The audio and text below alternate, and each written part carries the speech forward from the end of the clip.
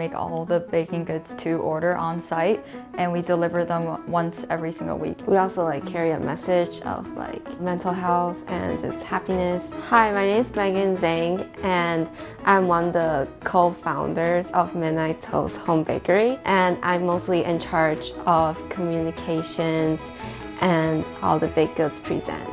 And my name is Irene Zheng, and I'm one of the co-founders of Midnight Toast Home Bakery, and I am in charge of more of the tactical baking process. So it was the summer of 2020. Everyone was locked in the house, and we were passing our time with extreme dieting as well as rigorous exercises. We were just really, to put it hopeless almost, because we didn't see an end to COVID.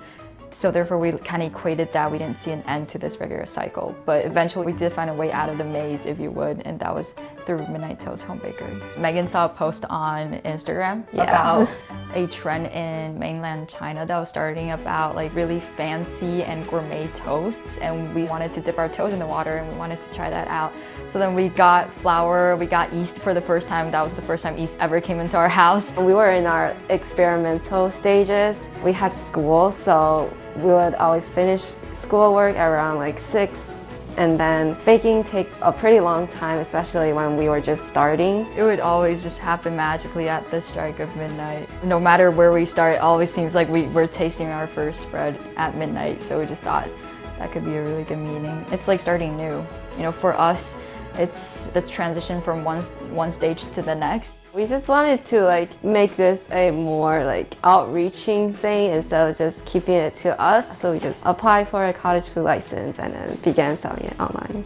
So that brings us to the Semicolon project, which is our community service project that we initiated. We just thought maybe we could tie it all around and try to promote the message of self-care and self-appreciation, because that's how we got started and that's how we outreach to the community and learn about the community more. We're communicating now with Oasis for Youth to possibly buy sanitary products for youth in need. That's one way of how we try to physically help others.